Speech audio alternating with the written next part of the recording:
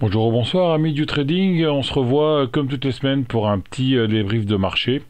On va voir quelques indices, le SP500, le Nasdaq, le Dow Jones, et après on revient en Europe, on fera le DAX et le CAC 40, et on peut voir un peu comment les différents indices vont évoluer. Après, ça te fait peur la semaine dernière, on a pas mal rebondi cette semaine, mais nouvelle incertitude vendredi dernier. J'en dis pas plus, on se retrouve sur les graphes. On commence tout de suite par le SP500, une vue long terme, on va se mettre en logarithme d'ailleurs, hein. Le creux en V du Covid, et depuis le 21 mars, on est vraiment monté en ligne droite sans arrêt. Petite peur ici, pour premier avertissement, tout dépend de ce qu'on pense par la suite en septembre. Et après, on n'arrivait plus à faire des plus hauts, donc dérive latérale depuis le mois de novembre. Donc première peur en septembre, on casse les derniers plus hauts, on n'arrive pas à monter. Et là, grosse bougie rouge d'il y a 2 semaines. Je vous rappelle que pour retrouver une bougie rouge aussi importante, il fallait revenir au début du Covid, hein. Donc cette bougie rouge pourrait être interprétée comme une bougie de retournement. Ce serait intéressant de voir, ça va être très intéressant de voir les prochaines bougies qu'on va avoir ici, parce qu'on a une grosse bougie rouge marabout peut-être de retournement. Ici on avait une bougie si on avait une grosse bougie pleine ici, pouvait penser aussi une bougie de retournement de cette baisse. Mais là, cette semaine, on a eu des acheteurs qui ont eu la main toute la semaine, voilà, qui sont venus rechercher M7, M20 hebdo, et les acheteurs qui ont repris la main ici, voilà. On va décortiquer un peu cette bougie en vue daily. En vue daily, on a vraiment bien cadré ce SP500, hein. Donc canal haussier primaire de novembre 2020 jusqu'en septembre 2021. Grosse cassure ici avec gap. On est venu rechercher un canal secondaire, c'est-à-dire avec la même pente que ce canal primaire, mais le bas du canal haussier primaire est devenu le haut du canal haussier secondaire. Et là, on a fait un bord à bord depuis le mois d'octobre, hein. En haut, on a fait une tentative, en bas, en haut, en bas, en haut. Voilà, et là, après s'être fait un ou deux excès baissiers, on n'a pas réussi à rejoindre le haut du canal. Grosse cassure ici en janvier 2021, et 6 ou 7 bougies baissières qui ont amené les cours du SP de 4747 jusqu'à 4200 points. Donc on avait perdu 500 points en 10 jours. M7 vraiment verticale, bande de Bollinger verticale. On a cassé la M200 daily sans la travailler, pour aller chercher le plus bas du mois de juillet 2021. Gros rebond ici, 3 ou 4 jours de dérive latérale, et gros rebond cette semaine avec 4 bougies vertes. Donc on disait, bah ça y est, c'est bon, on repart vers le haut. On a vendu les résultats des GAFAM ici, et grosse bougie rouge et une bougie d'incertitude vendredi. Donc vous entendez, je dis beaucoup bougie, pente verticale, creux en V, très très grosse volatilité sur le marché actuellement. Nous, on a un robot de trading sur le SP500, et il s'est mis en mode crack cette semaine. C'est-à-dire que pendant 3 jours, il s'est débranché. Trop de volatilité, trop de hausse, de baisse que l'on retrouve dans les cracks. C'est la 3e fois depuis le Covid que notre robot se met en mode crack, hein. Donc il y avait le Covid, la chute de courant 2021, et cette 3e fois, donc mode crack, voilà. Grosse chute, grosse montée, mode crack, la M7 très verticale, la M20 très verticale. On ne pourra pas conclure grand-chose de ce croisement s'il y a.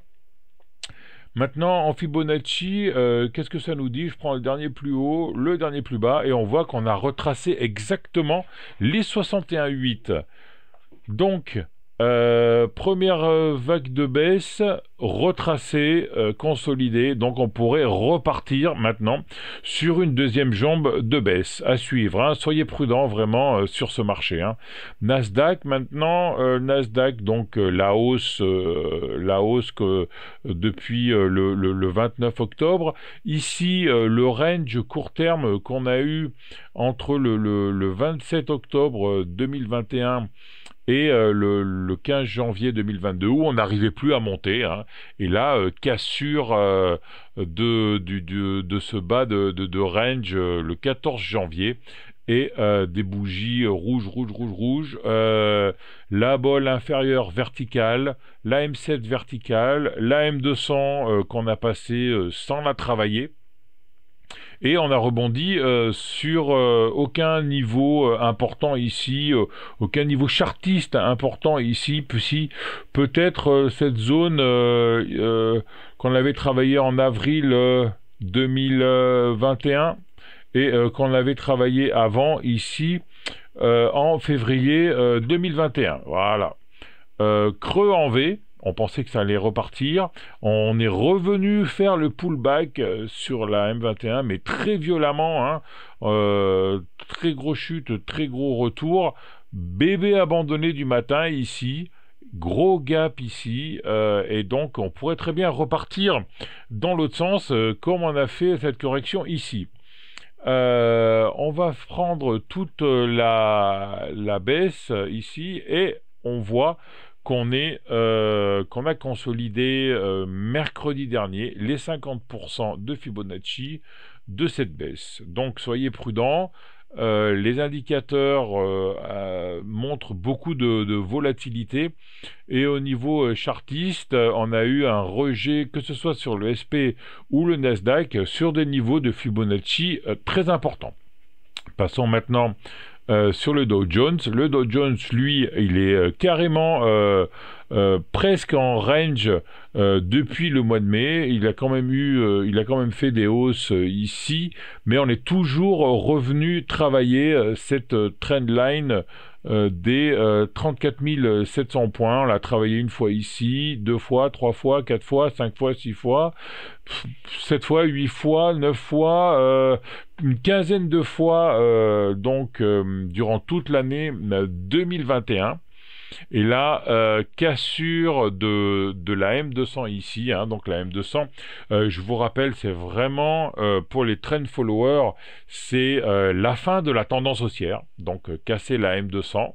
On est venu rechercher support sur un plus bas du mois de juin 2021 et comme pour le SP500 et le Nasdaq, creux en V, on retravaille la M200 ici. Et autant on est descendu vite, autant on remonte vite, et autant là on a deux bougies de correction ici sur la M20. Donc on est sur cette M200, M7, M200, M20, même M50, tout est réuni ici. Donc faudrait vraiment pas casser tout ça par le bas parce que ça pourrait faire très très mal. Venons en Europe maintenant, le Nasdaq. Alors lui, le Nasdaq, il est à plat depuis juin et si vous incitez depuis le mois d'avril, hein. Il est à plat et aucune alerte ici. On est venu taper le bas du range, casser la M200, rejet sur la M200 et trois énormes bougies, trois corbeaux avec une énorme bougie rouge vendredi dernier, qui a fait revenir les cours sur ce bas de range. Mais pour l'instant, toujours en range avec le gros support sur les 14 800 points. Mais attention, cassure de la M200 tout de même. Et le CAC pour finir. Le CAC, c'est le dernier des indices que nous avons fait aujourd'hui. C'est le seul qui est haussier, hein. Il est dans un canal haussier depuis le mois de mars 2021. Et on ne vient même pas travailler ce bas de canal haussier qui est la M200. Bougie rouge ici, mais bon, on casse pas la M200, on vient pas chercher le bas de canal. Donc toujours haussier notre CAC. Et si on fait un retracement de Fibonacci, on voit qu'on a retracé également les 61,8 pile poil.